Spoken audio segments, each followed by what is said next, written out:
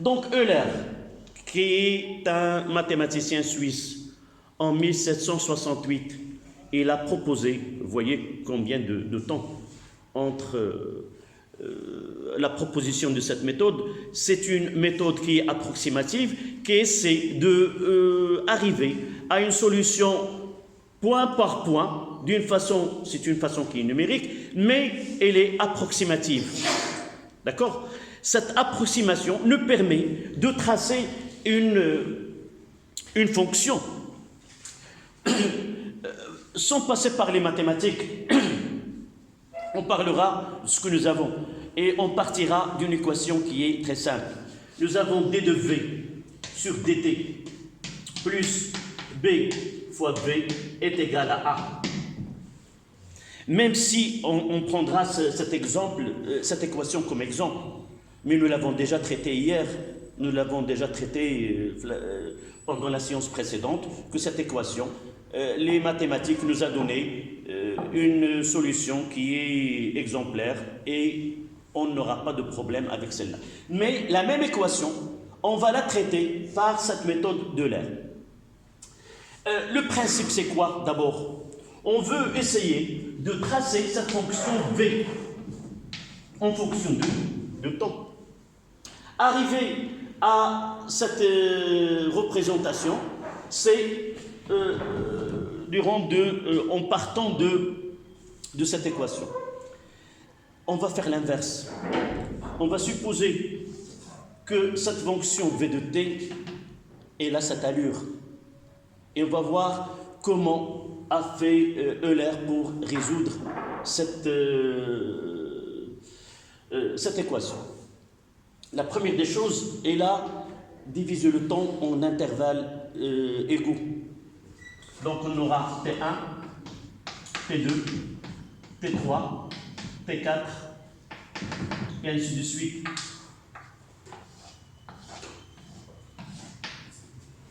Et pour chaque instant, il y a une vitesse.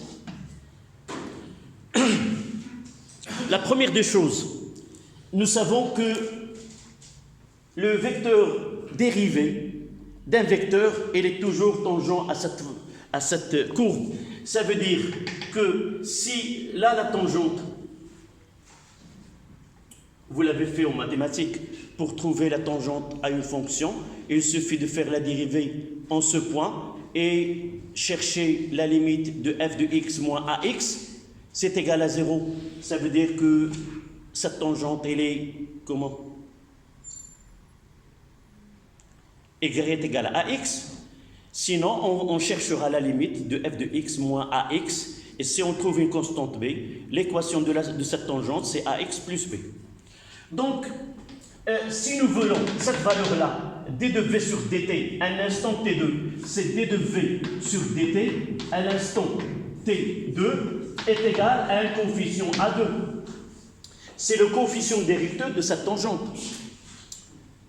Qu'est-ce qu'il a fait Euler? Il a dit que pendant cet intervalle, je peux déterminer ce coefficient d'une façon approchée. Voilà ce coefficient. Mathématiquement, si je veux cette valeur, elle est le coefficient dérivateur sur alpha 1. D'accord? Mais pour la méthode qu'on va utiliser, on va prendre T2 et T3. C'est T2, on a V2, et T3, on a ici. Vous voyez, on a ici V3. Donc, si nous avons V3 et V2, et nous avons T3 et T2, nous pouvons calculer quoi? Ce coefficient-là, je vais le mettre en jaune. C'est alpha 2. Et vous voyez que le coefficient de cette droite en jaune est différent du coefficient de cette droite. La réalité, c'est la tangente de alpha 1, mais selon notre savant qui est Euler, on prendra la tangente de alpha 2. Quelle est la différence entre les deux cas? C'est cette partie-là, voilà l'erreur. C'est cette partie-là de différence. Et vous voyez, plus ce delta de t est grand,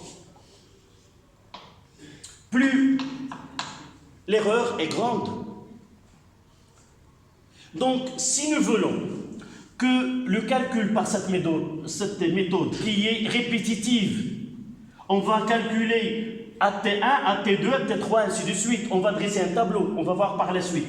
Donc, c'est une méthode qui est répétitive, itinéraire, c'est-à-dire on va refaire le même travail d'une façon successive et elle est approchée lorsque ce delta de t, plus delta de t est petit, plus la valeur de cette dérivée-là a une valeur qui est utilisée. Mais dans ce cas-là, revenons maintenant à cette expression-là de AI.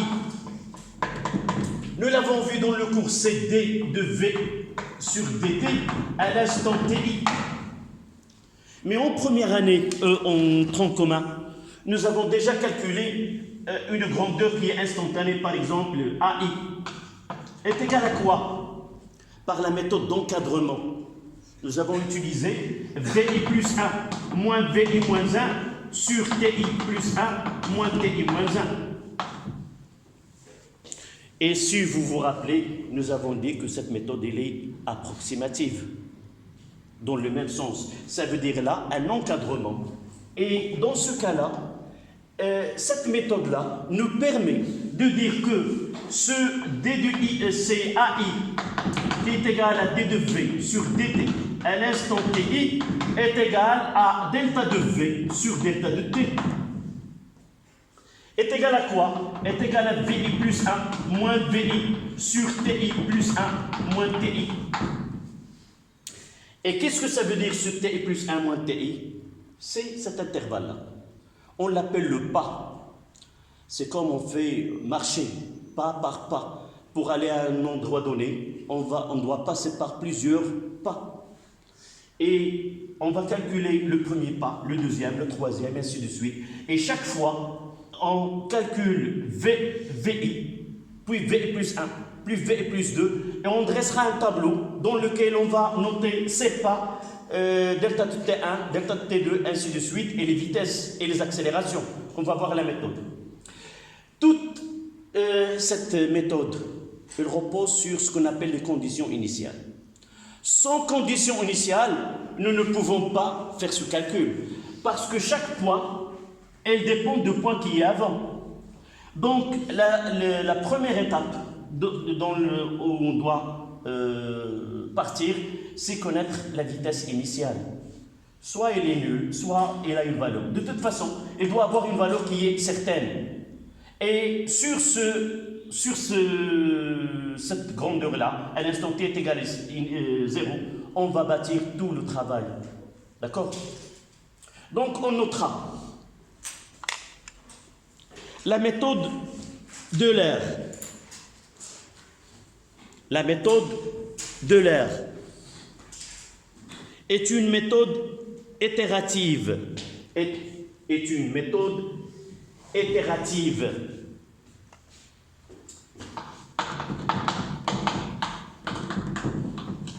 Ça veut dire répétitive, se répète. Est une méthode itérative qui consiste, est une méthode itérative qui consiste à calculer, pas à pas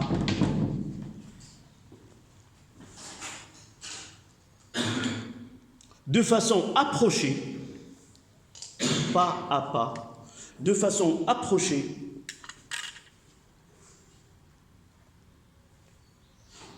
les valeurs successives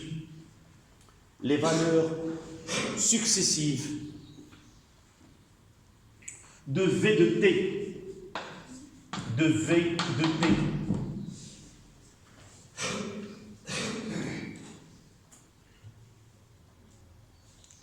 à des instants séparés à des instants séparés par des intervalles de temps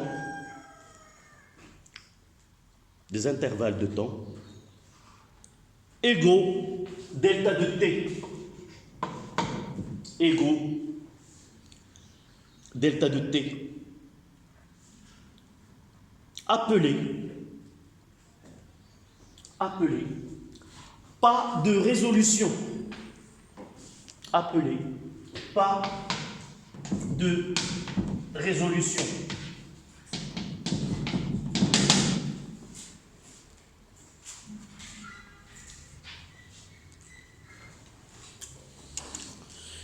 Donc, sans passer par ce schéma que je viens de faire, uniquement pour vous approcher à la notion que c'est une méthode qui est itérative et aussi approchée.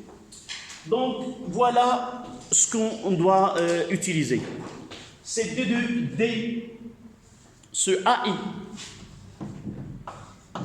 est égal à delta de V sur delta de T, qui est égal à VI plus 1 moins VI sur ces delta de T. Là, c'est le pas. Donc, on peut écrire que VI de là, que AI fois delta de T est égal à VI plus 1 moins VI. Et de là, on tire la première équation à utiliser dans cette méthode, que VI plus 1 est égal à VI plus AI fois delta de T. Voilà.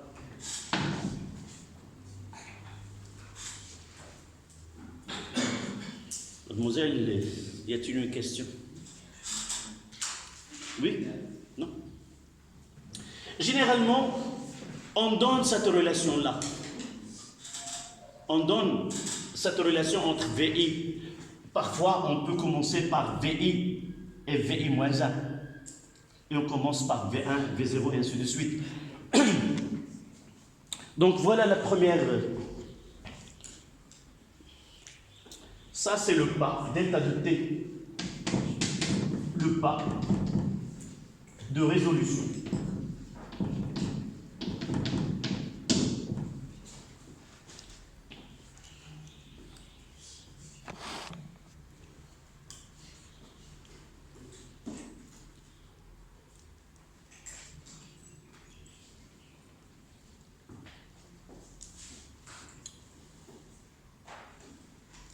Et ce delta de T doit être plus delta de T est petit, plus nos calculs seront très proches de les valeurs que donne la fonction.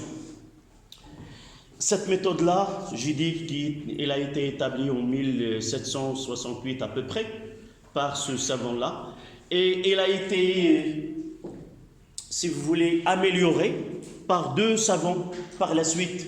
Ce sont deux Allemands, l'un des deux est un physicien, c'est Runge et Cotta, ce sont deux Allemands. Et la méthode de ces deux savants, c'est plus précis et donne des résultats qui sont très en accord avec les calculs par d'autres méthodes. Et la différence, c'est que là, nous faisons une résolution au premier ordre. La méthode de ces deux savants, Runge et Cotta, elle utilise l'ordre 4, quatrième ordre. Vous allez étudier par la suite le développement limité des fonctions, et chaque fonction, on peut la développer sous forme d'un polynôme, d'un ordre donné. Vous allez l'étudier par la suite. Notre programme n'utilise que cette méthode-là. Donc, vous voyez là combien des inconnus ici? Combien des inconnus de cette relation-là? Il y a le VI plus 1. Il y a le VI et il y a le AI. Donc nous avons trois inconnus. Combien nous devons avoir comme équation pour avoir une solution unique? 3 inconnus. Pour que l'équation admette une seule solution, il doit avoir 3 équations. Donc, là, on doit avoir la vitesse initiale V0 et on doit avoir l'équation différentielle. Donc, avec ces 3, donc à la ligne, pour résoudre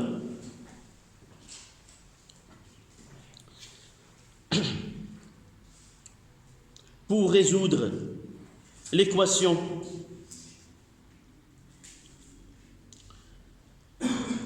différentielle par la méthode numérique,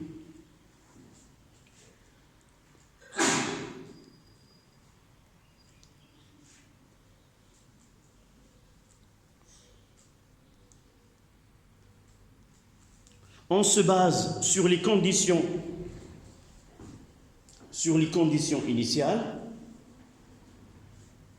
On se base sur les conditions initiales. Dans notre cas, V0 est égal à 0. Mais on peut avoir dans un exercice V0 différent de 0. Ce n'est pas toujours le cas. D'accord? Mais la plupart des exercices qu'on traite, on considère que la bille que vous avez vue l'autre fois, il prend un mouvement de chute sans vitesse initiale. En enlevant l'aimant, cette bille, il descend le long du liquide. Donc, qu'est-ce que nous avons là? Dans un exercice, pour répondre, normalement, si vous voyez dans cette feuille d'exercice, vous voyez un tableau, et dans ce tableau, il nous demande de calculer que deux valeurs. Soit qu'on détermine un VI, un instant donné, soit qu'on demande de calculer une accélération dans un instant donné. On ne va pas faire tout le travail et remplir ce tableau. Donc, en tête, on doit avoir 3 choses pour résoudre de cette façon. La première des choses, c'est d de V sur dt plus B. V est égal à A. C'est ça l'équation que nous devons résoudre. Avec cette, on utilise ce VI plus 1 est égal à VI plus AI fois delta de T. Et le V0 est égal à 0. Là, c'est de VI. On peut l'écrire d'une autre manière pour qu'il soit conforme avec ces écritures. Donc, je peux... D de V sur dt, c'est quoi? C'est AI. Voilà.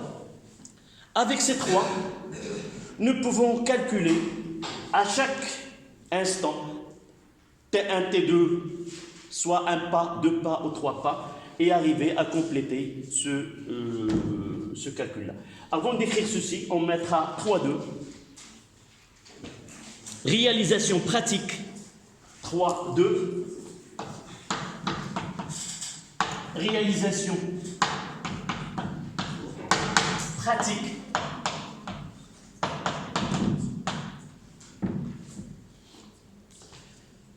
Donc, réalisation pratique du calcul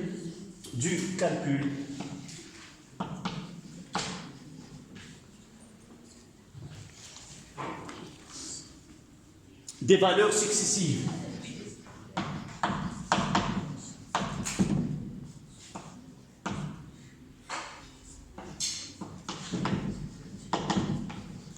Des valeurs successives.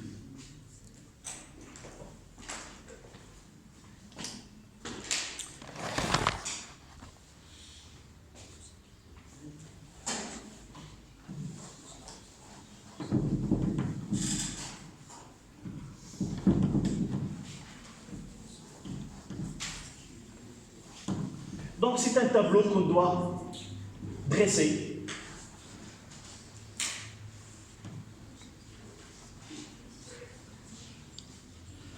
Donc le tableau est le suivant. On mettra la date, puis la vitesse, et l'accélération.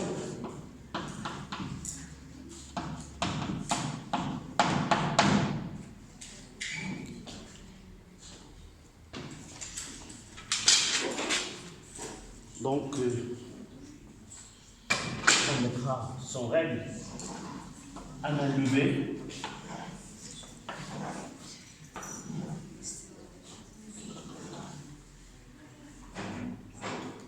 Voilà. Voici les conditions initiales que nous devons, ce sont des données. AT est égal à 0. Nous avons V de 0 est égal à 0. Et là, on va écrire quoi?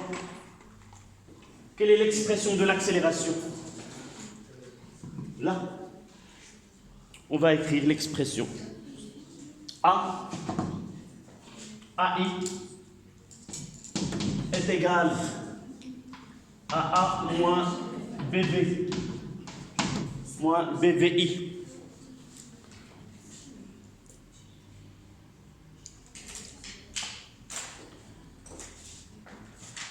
Là, à l'instant t est égal à 0.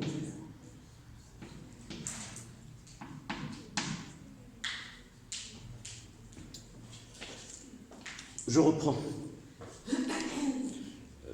Dans un exercice, on va voir l'application par la suite. Dans un exercice, on commence par un mobile qui est en mouvement dans un fluide. Il nous demande d'établir l'équation différentielle de ce mouvement et on arrivera à cette expression-là. Comme j'ai dit la dernière fois, il nous donne montrer que l'équation différentielle s'écrit sous la forme d de v sur dt plus b fois v est égal à a. Vous ne devez pas prendre uniquement, vous devez avoir un exemple pour suivre ce qui se passe. Et là, il nous donne, soit il nous donne vérifier que b et a égale à tel, comme on va voir par la suite comme application. Et juste après, comme vous voyez dans cet exercice, il nous donne un tableau dans lequel il y a des valeurs qui manquent. Il nous demande de remplir ou de calculer ces valeurs dans ce tableau-là. Donc la première des choses, c'est d'avoir ces trois relations qu'on nécessite. Donc ce tableau-là, dans le cours, on va le faire. Mais dans un exercice, vous l'avez déjà. Dans un exercice, vous l'avez déjà.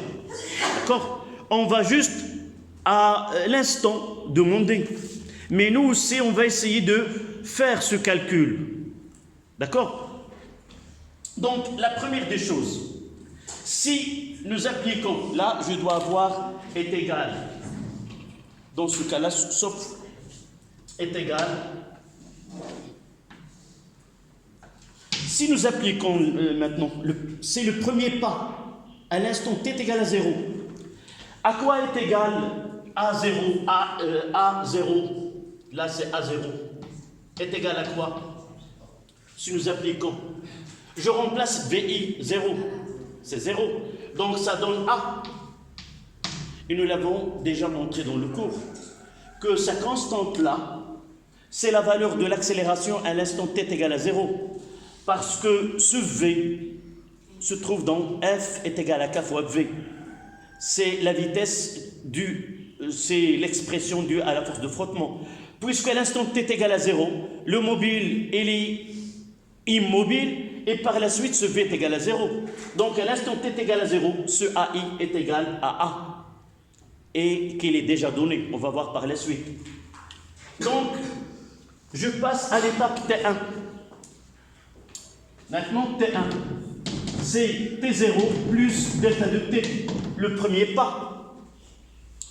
Qu'est-ce que j'aurai? VI, V1 là.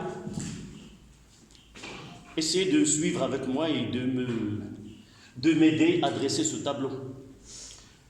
Donc, T1, je veux la vitesse. Où la vitesse? Quelle est son expression? C'est là, VI plus 1 est égal à VI plus AI delta de T.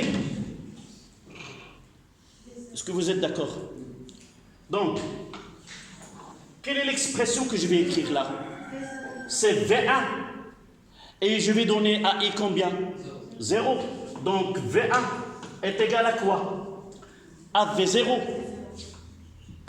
plus AI 0 c'est A fois delta de T. Connaissant A et connaissant delta de T, je peux faire les calculs. Et là, j'aurai A1. A1 est égal à quoi? C'est A moins B fois V1. V1, elle est là. En calculant V1, je vais l'injecter ici et avoir A1. Je passe, n'écris pas, tu auras le temps d'écrire. T2. Donc T2, j'aurai V2. V2 est égal à V1 plus A1 delta de T. Je mettrai T2 est égal à T1 plus delta de T. C'est V2 est égal à V1 plus A plus A1 delta de T. V1. Donc, comment je vais faire? Je vais utiliser des flèches pour suivre. Donc, de là, je passe à là. Et de là, ça donne A0 où je vais passer. Je vais passer ici. Et de là, je vais passer comme ça. Et je vais passer de ce côté-là. Et ainsi de suite.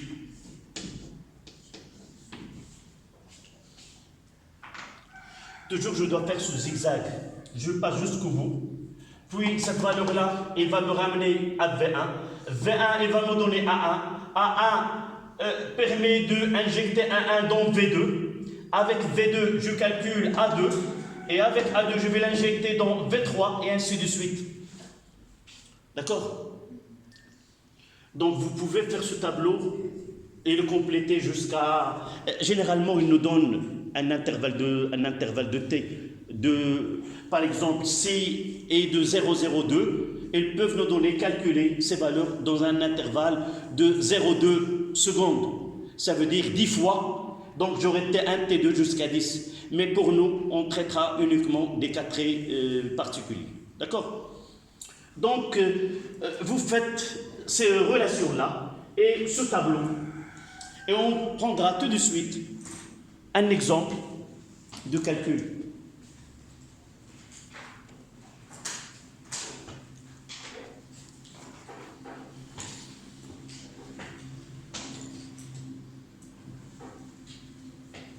Donc, là,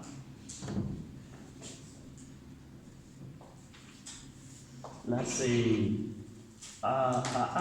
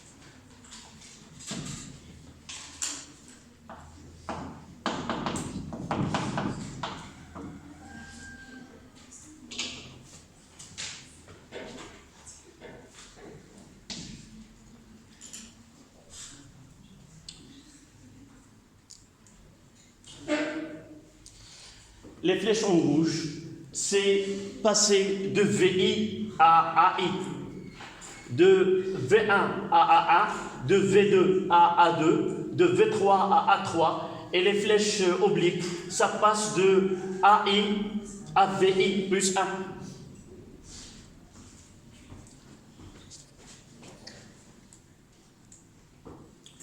Donc là, si vous voulez, on mettra des points.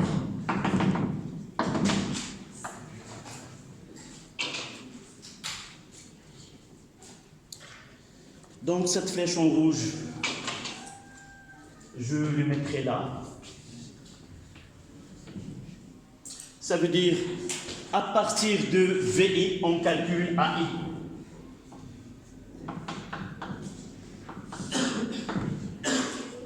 À partir de VI, on calcule AI.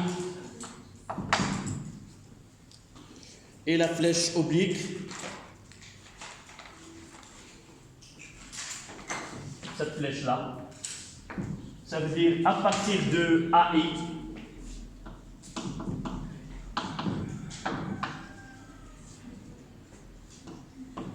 on calcule VI plus 1. Voilà ce qui est demandé dans ce tableau. On doit le suivre tout à l'heure.